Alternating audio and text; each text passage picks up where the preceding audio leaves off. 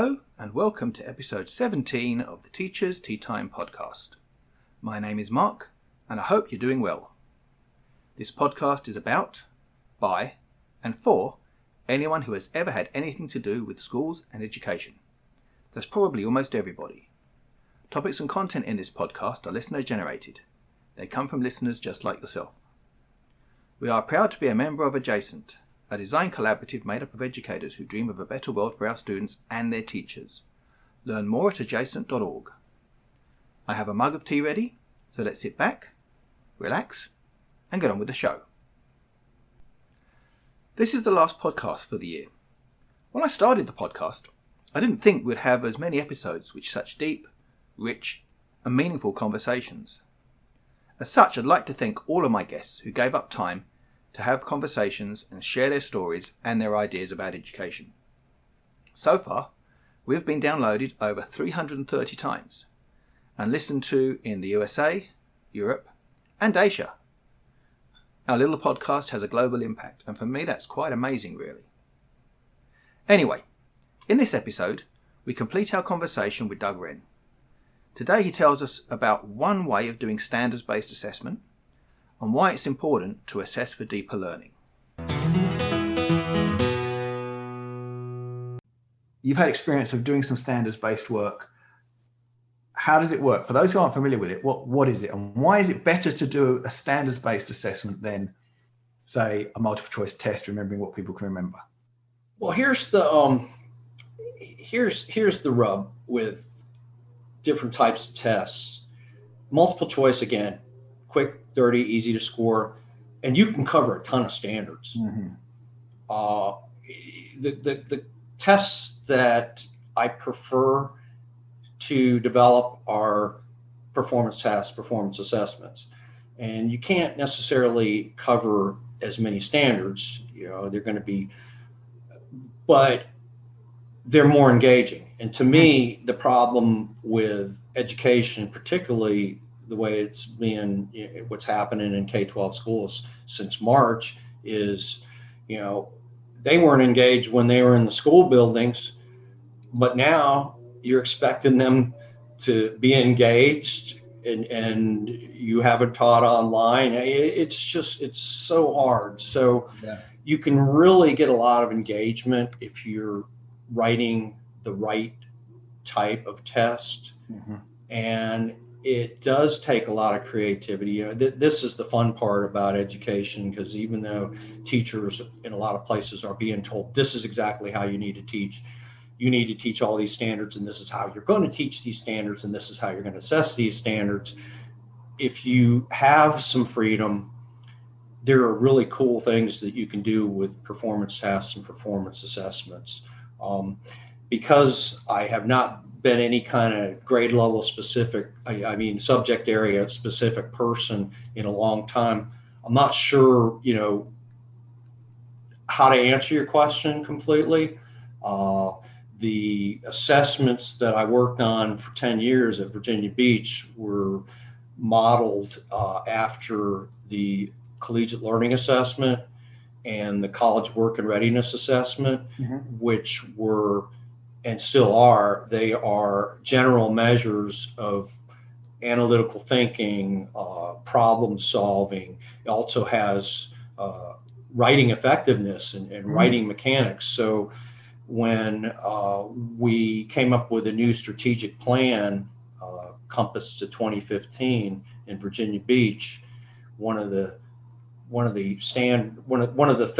parts of the plan was, we're going to teach and assess these skills. And then it had a lot of skills, and some of them were critical thinking, problem solving, effective mm-hmm. communication. And we used the college and work readiness assessment for high school students to get a general measure of how they're doing in those areas. And what I was tasked with was developing the same type of assessment for 4th and 7th graders. Mm-hmm. And that's the integrated performance task. So I don't know that I was necessarily addressing any subject area standards, except for English. because it was persuasive writing. It was Yeah. it was a situation, and just isn't that more a critique of the standards at the time because they were so like stuff based rather than skill based in the subject? yeah, and what. And I was working with the research department in Virginia Beach, Research and Assessment, and we developed this assessment. And I had help from some really good teachers. That's where I met some of our colleagues and really good teachers, good people from the central office that really understood students. And we came up with these scenarios. What these performance tasks were basically scenarios, real life scenarios, and kids would have to look at the documents that were in these little booklets that we produced and make a choice and justify that choice based on evidence in the booklet. Now, again, I'm still talking in very vague terms, so I'm going to go ahead and basically, I'm just going to go ahead and tell you what the first fourth grade one that we used, we used it for years and years. It was the situation was that the students would take these tests individually. The student was a fourth grade student, something they could relate to, at a mythical Smith Elementary School, and their local partner in education, a business, wanted to give Smith Elementary School money so that they could do something to improve students' health. So the principal decided, well, we're either going to go with a fruit and salad bar for the cafeteria to give kids a healthier choice, or we're going to build an outdoor fitness course so kids could go outside and, and the PE teachers would love it. So we came up with we did this scenario and wrote it in kid-friendly language, tried to get it at a third grade reading level, even though it was for fourth graders. And we made up some bogus documents, and one of them was a newspaper article about how the kids at another school loved their fruit and salad bar, and they had choices, and they used local produce, and it was, and how many, they had a little graph in the article. So there was some evidence there that fruit and salad bar was a really good thing. And then we came up with another document, which was an advertisement for outdoor fitness courses. And it was full of, like a lot of advertisements, some stuff that was not necessarily true, just meant to make, they like they had a couple of quotes from teachers, and they would try, the advertising. It was fun putting together that advertisement. That's the other thing about teaching, creating good lessons and good assessments. It's so much fun. And there were things on this about this outdoor fitness courses, like, they quoted one principal as saying that, our parents said the best thing about our school was our outdoor fitness course, and so we really kind of weighted the scales towards the fruit and salad bar, and a lot of good information was in the article about why it was a good thing, and a lot of stuff that was kind of misleading was in the advertisement, and the students were to come up with their own argument why they would choose one or the other. And kids didn't really read things, and if you don't read things, you're not going to learn things.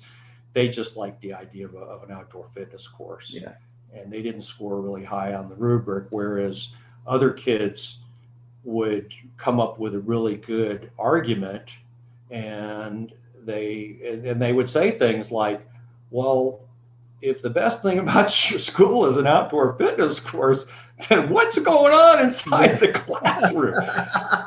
So it was fun because you got to see inside the kids' heads, but the problem was also the writing ability. And we found that writing ability was really highly correlated with their scores on critical thinking and problem solving. In other words, if they could put into words what was inside their heads, they did better. And, a lot of the teachers, when we rolled that out, a lot of the teachers said, well, if I could just talk to this kid, I know he could give me the right answer. But, writing is, communication ability is one of those things that employers value. So we felt we needed to do that. We also had a 7th grade version. Mm-hmm. There's a lot to be said, though, for assessing like that, just because of what you can learn about what your kids need to do. Because from that thing, we're seeing that today. We can see how easily kids are swayed by propaganda. We can see how kids, the correlation between being able to write and being able to articulate your thoughts because of the thought process going on there. And so that tells, if I was a principal seeing the results of that, I'd be beefing up my social studies lessons. I'd be making sure my teachers were working on, writing as a skill and getting thoughts out there, and different ways of kids getting their thoughts out. And they could make videos, make this, that, and the other, but then turn it into writing afterwards so that they can still go through that process of articulation. Just so many things I would want to do after seeing those results to change how we teach. Oh, absolutely. And benefit those students moving forward. And again, it was different at different schools. It was different for different teachers. Mm-hmm. Principals that saw the value in it, their teachers tended to take it more seriously. Yeah. And teachers, and I got to know a lot of teachers because we gave it in the fall. We called that the formative IPT because the teachers were supposed to use the results of that assessment for improving learning. And we told them, you absolutely can't use it for grades. No. And then we'd administer it again in the spring, a different one, a different scenario, same type of thing. So the kids were familiar with it. And then I hired teachers to, over a 3-week period during the summer, to score these thousands and thousands and thousands of responses. And the teachers who became my best scorers, the ones that I kept year after year, and that kept coming back because they enjoyed it, they said it really changed how they thought about assessment, how they thought about teaching. And teachers everywhere that were actually reading this, they were saying, God, I didn't know this kid was that smart because he doesn't do well on multiple choice tests. But when he explained why we should choose the fruit and salad bar, it's more inclusive. You can't go outside and use the outdoor fitness course if you're in a wheelchair or if it's, if the weather's bad. But it would just really open up a lot for these teachers to see what their kids could come up with. And people that knew how to use it would incorporate the kids' answers into lessons.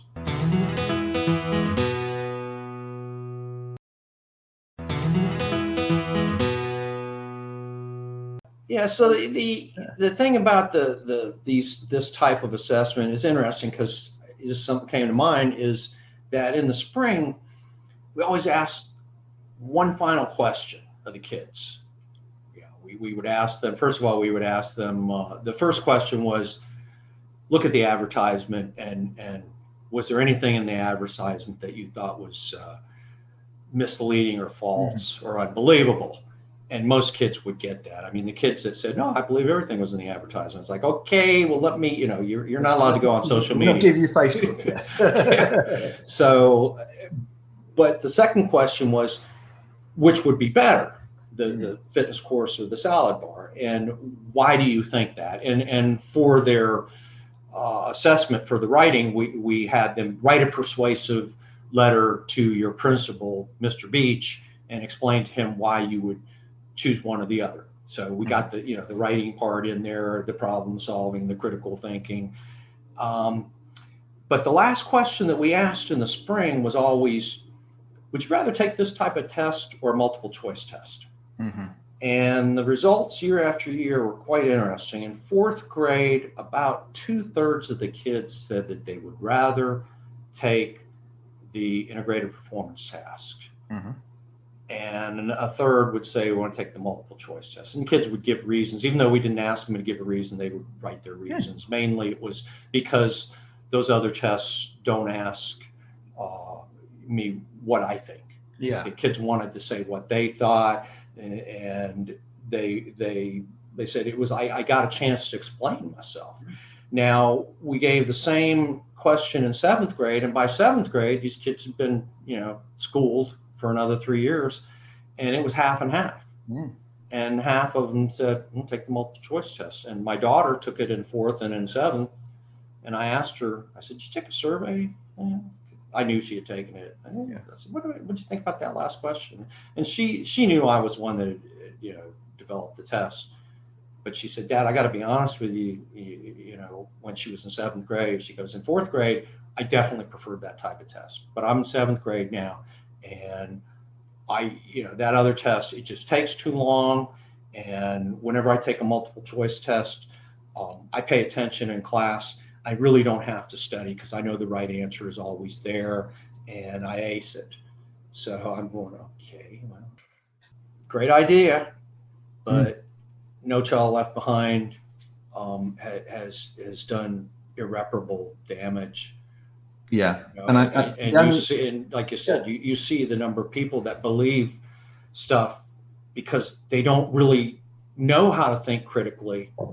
They don't know, if it's self-affirming, if it's reaffirming, if you already believe it and you read it on Facebook, of course you're going to believe it because it validates what you think.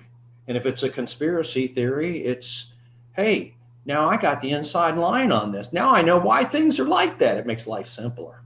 We got away with no tests last spring because of the pandemic. The world didn't end in education. Oh, God forbid. Teachers still got assessed and evaluated. Kids still did some learning of some sort. We don't necessarily, there's a good argument for us to do some change now as we move into the future.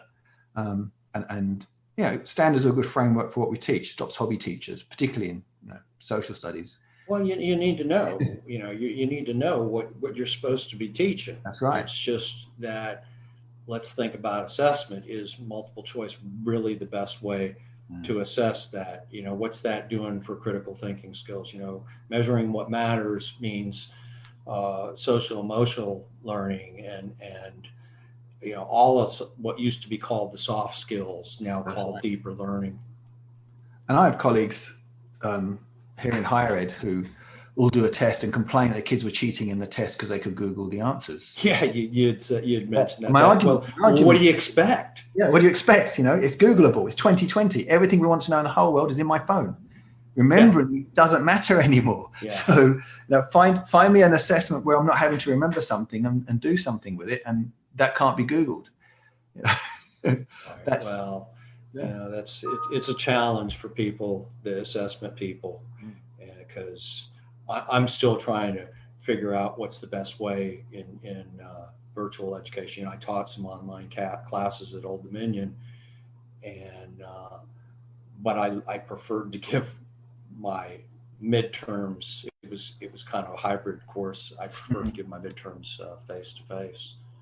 Yeah, as you have the latitude. The good thing about higher ed courses, generally, you have latitude to do what you like with your courses. You don't have to have a final exam. You can have a final performance task. You don't have to have a midterm test. You just have to have the ability to post a midterm grade. Yeah. So, we can play with the semantics and make things a lot more humane in what we do. I think that's part of the process too, that bringing that humanity into our practice. That's kind of key. Yeah. So anyway, Doug, you actually went ahead just before you retired and you wrote a book. I did, because I realized that retirement was coming, and I did it. I did most of the work not at work. I did it during the summer, because you remember when you were at Virginia Beach during the summer, they would shut down the buildings on Fridays. So we had these 4-day work week, four 10-hour days, boom, boom, boom, boom. And then you could Friday. So I just spent Fridays, Saturdays, and Sundays at the Central Library in Virginia Beach and wrote a book about how the integrated performance tasks came about and what we did, and really pretty much the story of at the time, 8 years of working with the integrated performance test. The book is called Assessing Deeper Learning, Developing, Implementing, and Scoring Performance Tasks. I think I mentioned Chris Gary's earlier. He wrote the chapters, some general chapters on performance assessments and performance tasks, and how you can use them in specific subject areas. Eva Baker wrote the foreword. There's another name I'm dropping. A lot of ideas, like I said. Jim Popham is mentioned throughout the book, as is Jay McTighe, because Jay McTighe has kind of got this reputation as the performance assessment guy, and the understanding by design, and he and the late Grant Wiggins, that's where they go. So anyway, but I got Jay to give me permission to use some of his things, and it didn't hurt that he's friends with my co-author Chris Gary. That's true. William and Mary. But anyway, the book is available on Amazon. The last I checked, it was less than $20, including shipping. So if anybody wants to read, there's more information than just about the integrated performance task, because one of the biggest challenges we had was scoring these written responses, and we had to develop a rubric, and we had to train these summer working teachers on the rubric, and it was just so it was a labor of love, and I also have a little history of performance assessment, which mentions the standards movement, and then Chris's chapters just kind of rounded out. So that was fun. Here, I'll even show. Look. Oh wow, there it is. Yes. So what we'll do, we'll get the link for it, and I'll put it on the notes to go with the podcast. So if anyone's interested, they can look it up, either buy it on Amazon, or if they're really, really community minded, find their local bookshop, get them to order it for them, pay a few bucks more, and keep the business going. Which would be awesome. Well, anybody that writes a book that's an unknown author, you're certainly not going to get rich off of it. There's really not that much money. I mean, the reason I did it is because I felt like I had a story to tell. Absolutely. And it was worth telling, and some over 300 people bought the book last year, and I haven't gotten any statistics or returns or anything, information on how many books have sold in 2020. Doesn't really matter. Like I said, I told my story, and there it is. So I continue to write blog posts, and I owe our colleague Megan Raftery one right now, and a lot of what we talked about today is going to be in it. Why are we testing the way we are? If we should be teaching better, and then if we're teaching the right way and teaching the best way we can, then we should be assessing that way too. So that's kind of my message. That's a great message to take to anybody who's interested in hearing us, I think. And the more people listen, the better we can make what we do in schools and colleges. So Doug, thanks so much for taking the time and chatting to everyone. I always enjoy having conversations with you, because there's always so much for us to you too. think about. Yeah. And deep thinking.